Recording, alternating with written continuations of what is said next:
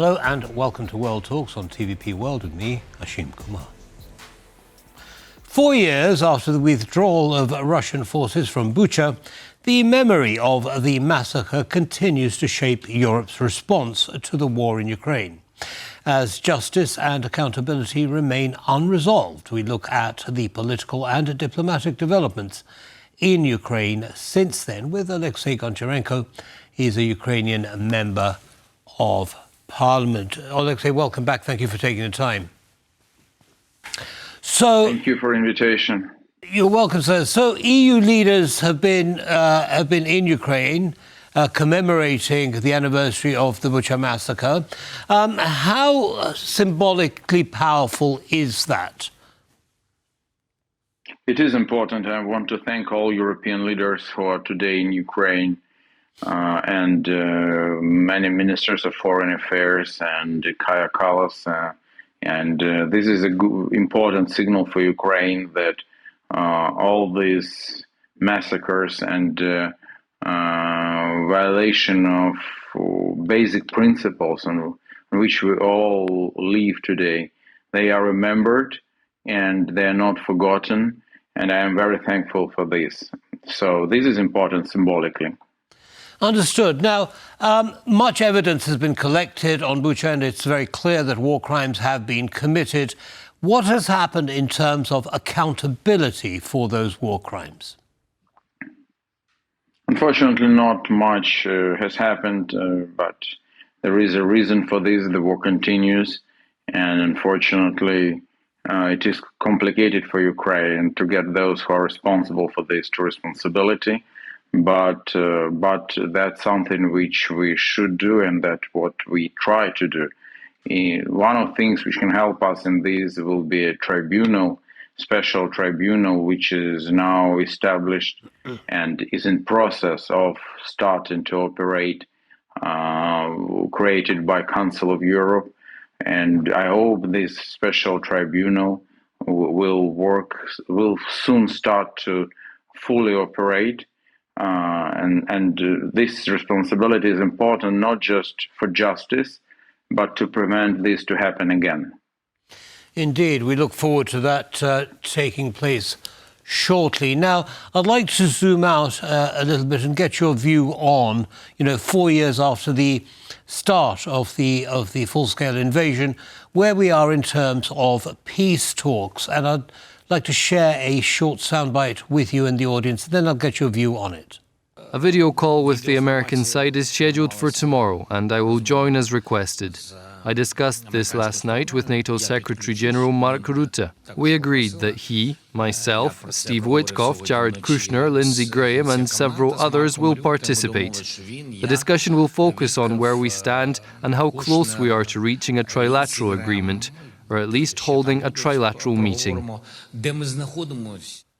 Right, well, yet another peace talk. Your thoughts? I put a lot of hope on the peace talks because we need peace in Ukraine as soon as possible. But unfortunately, it looks like the peace talks are in a stall, and there is no real progress recently. That is where we are. And I think, unfortunately, I'm not very optimistic before the war in the Middle East will end, that something will really change. Because first, Russians now, with such prices on oil and with no understanding when it will finish and how, they have no interest at all in stopping the war. They didn't have this interest before, but now they don't even have a stimulus. But secondly, also because Americans are very much distracted by the war in the Middle East. So, unfortunately, I don't believe in any success of these peace talks for the moment. But I hope that when the war in Middle East will end, that we will have a new window of opportunity, and then we will quickly manage to stop the war. Because we in Ukraine, we need to stop this war as soon as possible. There is absolutely no sense in continuation for this war for Ukraine, but there's not much sense for Russia too. On the battlefield, the situation is almost a stalemate, and people are just dying in big numbers just for nothing. We need to stop it. Indeed, and there are even surprisingly perhaps some voices in Russia now speaking up, saying what you have just said. Now, one of the areas, of course, that Russia has been bombarding relentlessly throughout winter and still now is the area of the energy infrastructure in Ukraine. Now, Ukraine is returning that favour with multiple bombardments to Russian oil refineries, a very large one on the Baltic coast. Do you think this is an opportunity for Ukraine to say to Russia, look, let's just lay off each other's energy infrastructures and perhaps take that tiny step towards more constructive talks? I think it's possible, but once again, I'm not very optimistic at the moment. So, I'm open and I will welcome any deal, even partial deal, any de-escalation, and it will be de-escalation. I welcome it, but I'm not so sure that it will happen. Okay, now I'd like to move on to President Zelensky's trip to the Gulf states. This is turning out to be what looks like quite a successful trip, with some deals being signed in terms of energy, but also in terms of drone manufacture and sales. What can you tell us about President's trip to the Middle East? I think it was a timely visit. I think it was important, and I think Ukraine can find new allies or new ways of cooperation with the Gulf states now, because they're very interested in Ukrainian expertise. So I hope that will lead us to some kind of result. But also I clearly understand that, with all respect, Gulf states can't replace United States in any way.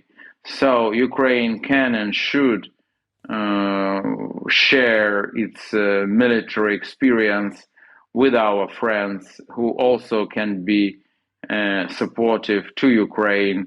So this is absolutely well and something I want to see, and I hope it will work.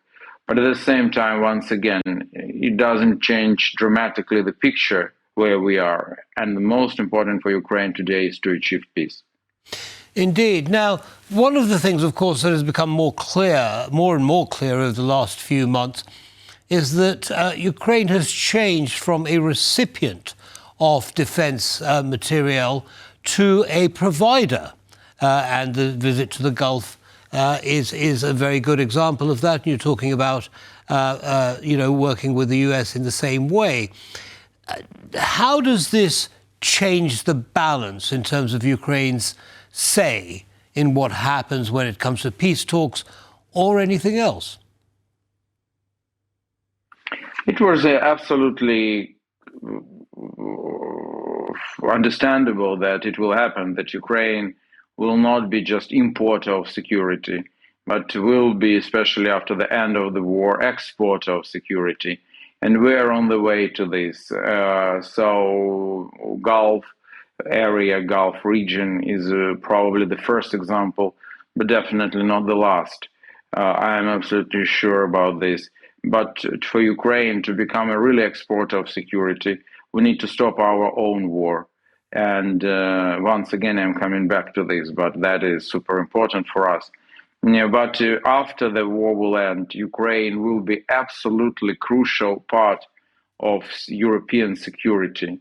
And with Ukrainian army, with the battlefield experience of 21st century, that will make Europe secure, and that will protect Europe from the East.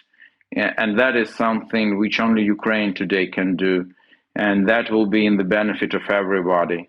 So that is very important. Indeed. Well, talking about security and security guarantees, Oleksiy, one of the proposals, in fact, one of the last proposals before the American operation in Iran started, was that Ukraine would withdraw from Donbass as a precondition for peace talks. Has there been any shift in that position? For the moment, there is no preconditions because peace talks are happening, but now they are not happening so actively like before. So it can't be a precondition for anything. But it looks like this issue of territory of Donbas probably today is the most difficult, and that is an issue which where we can't find a compromise with Russians. So that is probably the biggest obstacle today. The Russian demand that they want all territory of Donbas, including that under control. I mean, including the part which is under control of Ukraine today. So that's where we are. We hoped that United States will put more pressure on Russia to demand this, but I don't believe this will happen during the Middle East crisis, and Russian delivery and Russian export of oil is important for the world oil market. Indeed. Now, Oleksiy, in the last few seconds that we have left, very quickly, if you would, EU loan to Ukraine is being vetoed, 90 billion euros being vetoed by Hungary. Is there a plan B that the EU can revert to get around Hungary's veto? I don't see the plan B for the moment. I think we all are waiting for the elections in Hungary, and then we will deal after elections with any government which will be elected by Hungarian people, and I hope we will find a compromise. Well, we look forward to that too, Oleksiy. As always, thank you very much for taking the time. Thank you. Stay safe. Good night. Thank you. And that brings us to the end of this episode of World Talks. Don't go away. World News coming right up. Goodbye.